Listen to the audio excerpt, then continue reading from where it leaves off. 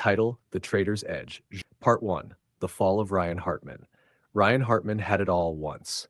Corner office, Rolex on his wrist, $200,000 Porsche in the garage, and an ego as big as the skyscraper he worked in. At just 33, he was a hedge fund superstar in Manhattan, trading leveraged futures and options with the kind of fearlessness that came from early wins and no real scars. That was before March 2020, before the market nosedived, before a single day wiped out 7 years of aggressive gains, and before his world unraveled like a threadbare suit. Ryan lost not just the fund's capital, but his clients, his home, and his confidence. His license was suspended for breaching risk limits. Friends vanished like vapors. One day he was sipping Macallan in a corner lounge on the 48th floor of Hudson Yards. The next, he was in a studio apartment in Queens, staring at blinking screens and wondering where it all went wrong. That was 2 years ago. Now, in a dimly lit room in Austin, Texas, surrounded by empty Red Bull cans and whiteboards filled with strategy notes, Ryan was trying to do what few had done, return from a financial death. Part 2: From Charts to Clarity. Ryan wasn't looking for redemption anymore. He was looking for mastery. The market had taught him a brutal truth. Anyone can win during bull runs, but only those with real discipline survive chaos. He spent the last 18 months rebuilding his foundation, learning price action, journaling every trade, meditating daily, and removing emotion from every decision. He no longer wanted big wins. He wanted consistency. He now traded from a small account, just $25,000, funded with what he could scrape together from freelance work and tutoring. Each trade had a strict 1% risk. If he hit his daily stop loss, he shut the screen. No revenge trading, no doubling down. And most importantly, he treated trading not as a jackpot, but as a business. He called it the Edge Project. Part 3: Discipline over Drama. In the world of social media and meme stocks, Ryan was an oddball. He didn't post on Twitter, didn't brag about profits. His Instagram had 0 followers. He only cared about one thing: his journal. Every morning began at 4:45 a.m. He'd meditate, read 2 pages from Trading in the Zone, then scan the pre-market for high-probability setups. His strategy was simple: trade breakouts on volume-supported stocks above VWAP, wait for confirmation, and never force an entry. He'd taken over 400 screenshots of failed and successful trades, building a mental pattern bank. But the real edge wasn't the strategy, it was him. He had rewired his mind. His focus was no longer getting rich, it was becoming a professional. Tested by fire. On May 15th, 2023, the market gapped down on weak earnings. Tech was bleeding and volatility was spiking. Ryan spotted NVDA forming a fake-out breakout trap near the open. He shorted with precision. 300 shares at $293.35, stop loss at $295.10, target at $287.20. He held through a shakeout that would have panicked his former self. The position hit target in 18 minutes. $1,850 profit. He didn't celebrate. He logged the trade, took a break, and shut the system down. That week, he was green 4 out of 5 days. But the test came the following Monday. He entered a trade on Tesla that fit his setup, but the price reversed. Fast. His stop loss hit. Old Ryan would have fought the market. But this Ryan closed the laptop, went for a walk, and reminded himself, it's not about being right, it's about doing the right thing. Part 5. A student arrives. In June, a 24-year-old named Leo messaged Ryan through an old trading forum. Your posts saved me from blowing up, the message said. Leo was working as a barista, trying to trade crypto on the side. He had already lost $8,000, half his savings. Ryan offered to mentor him for free, but with one condition: you follow the rules, no exceptions. Leo agreed, and so began their 90-day discipline challenge. They traded together via Zoom at 6 a.m. every morning. Leo journaled every emotion. Ryan shared his screen, but never his trades. Only principles. No signals, no tips, only process. Part 6: The Edge Expands. By August, Ryan was trading 3 hours a day, mentoring 2 other struggling traders, and building an online course. Not for profit, but for legacy. He named it Edge Mindset. The course had one video: how to become boring and rich. In it, Ryan said, if you're looking for excitement, go to Vegas. Trading is about boredom, systems, risk control, patience. If you can't love the boredom, you'll never keep the money. The video went viral. quietly. In trading circles, it was shared as a secret weapon. Ryan didn't monetize it, but his inbox started filling. Part 7. The Return. One day he received an unexpected email from a former colleague at his old hedge fund. "We've been following your work. Our prop desk is growing. Want to trade with us again?" Ryan paused. 2 years ago, he would have jumped. Now he replied, "Appreciate the offer. I've got my own desk now." The power had shifted. He no longer needed validation.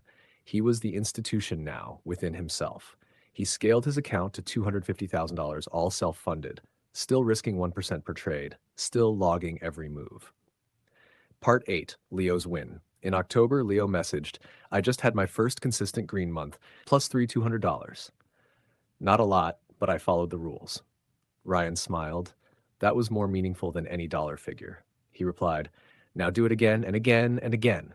This is how freedom is built." Leo would later become a mentor to others. The torch was passed. Part 9. The Man in the Mirror. One morning, Ryan stood in front of the mirror and whispered, "You're not a trader. You're a risk manager. You're a mindset engineer." He no longer chased highs. He chased clarity. He meditated more than he traded, read more than he scrolled. And his trades? Boring, precise, profitable. He became the man he once admired on Twitter, except he never needed an audience. Part 10. Legacy.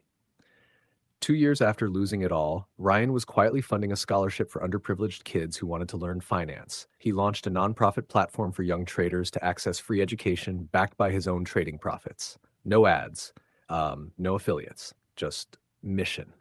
The final journal entry of that year read, "I used to want to beat the market. Now I want to outgrow the version of me who needed to." Part 11. The Plateau. By the time Ryan had crossed the 18-month mark of disciplined trading, he hit something unexpected, a plateau. He was no longer losing. In fact, he was consistently profitable, averaging 6 to 8% monthly returns. But deep inside, he felt flat, mechanical, disconnected. The excitement that had once driven him, gone. He journaled about it.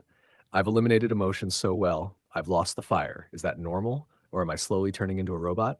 His trades were solid, his losses were small, his wins were elegant, but the passion that pushed him out of bed at 4:45 a.m. each morning now felt like routine, not inspiration. He called his old trading psychologist, Dr. Lynn Weber, a woman who'd once worked with Navy SEALs and now trained elite traders. Ryan explained everything. She said something he never forgot. "You're not burned out, Ryan. You're leveling up. True professionals feel boredom because they've removed chaos. Your job now is to connect your system to a mission bigger than you." Part 12. The Bigger Game. Ryan took that advice to heart. If trading was now a business, what was the business for? He began designing a new mission to help 1,000 traders become consistently profitable within 3 years. He built a free mentorship circle online, no ads, no hype, just a spreadsheet sign-up form, live Zooms on Saturdays, and trade review clinics every Sunday. Word spread fast. Within 4 months, 273 people had joined, many of them losing traders, people ready to quit, others tired of gurus selling lies. Ryan called the community the 1% Edge. He made one thing clear. This isn't a signals group. It's not a cult. We don't worship tickers or break rules. We master mindset. We honor process. We're here to make boring beautiful. He taught everything he'd lived through: risk control, emotional detachment, performance journaling, and psychology-first strategy building. And slowly, people began transforming. Part 13, the first blowback. But not everyone applauded Ryan's rise. One day, a popular trading influencer with over 500K YouTube subscribers attacked Ryan in a live stream, calling him a wannabe monk with no verified P&L. He laughed at the idea of disciplined trading and said, "People don't want psychology. They want results. They want 100% in 30 days, not mindfulness BS." Ryan was watching live. The old Ryan would have fired back, maybe even made a rebuttal video. But the new Ryan, he closed the stream. Then he opened his trade journal, executed his morning plan, and logged a 2-hour trade on AMD. His rules didn't allow emotional reaction, especially not to noise. That week, 2 more members of the 1% Edge went green after 4 red months. One of them messaged, "That guy talks fast. You taught me how to think slow." Part 14, the market storm. In late February, A black swan event hit the global markets, a major geopolitical shock that sent volatility into chaos. The VIX spiked above 45, entire sectors plunged, massive liquidity gaps emerged across indices. News was pouring in every second, emotions were everywhere. Ryan did one thing, nothing. He stayed flat for 3 days. His rule was clear. If VIX crossed 40, he shifted to risk-off mode. Some of his students panicked. Leo messaged, "Bro, I'm watching everyone print on these wild moves. You sure we're doing the right thing?" Ryan replied with a voice note. "You don't chase the storm. You wait for the rain to stop and plant when the soil is calm again. Our edge is process, not panic." That week, hundreds of retail traders blew their accounts. Ryan and his group preserved capital, and the moment the dust settled, they resumed, laser-focused. He taught them a deeper lesson. Capital protection is alpha. Inaction is also action. Let the amateurs burn. We build. Part 15. The Mind Mirror. 6 weeks later, something strange happened. Ryan was invited to speak at a private hedge fund leadership event in Chicago, a quiet elite club, not Wall Street bros, but deeply strategic thinkers running billions. He was offered a first-class ticket, hotel suite, and a speaking slot titled The Invisible Edge, Mindset Over Models.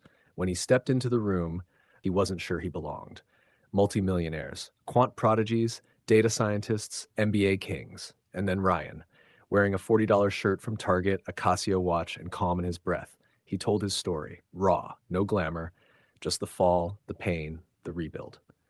"I once thought risk management was just math. I learned it's a mirror. If you can't manage yourself, no system can save you." The room went still. One of the fund partners later walked up and said, "We've hired the best analysts, the best tech, but we never found a teacher who taught self-awareness like you do. Want to consult with us?" Ryan declined politely. "I've got thousands students to serve." That moment he realized he wasn't rebuilding a career, he was shaping a movement. Part 16, The Storm Within. Everything was going well, until the past came knocking. Ryan received a letter from a lawyer. A former client from his hedge fund days was suing him for alleged misconduct during the crash of 2020, claiming reckless behavior cost them $1.2 million. It was old, buried, resolved years ago, but legally it had loopholes. The suit wasn't about justice, it was about leverage. Ryan could have fought it hard, but he remembered Dr. Lin's words, "Not all battles deserve a warrior." He meditated deeply that night. Faced with stress, fear, and the ghost of his failure, Ryan didn't panic, he didn't rage, he didn't fall into old patterns, he chose clarity.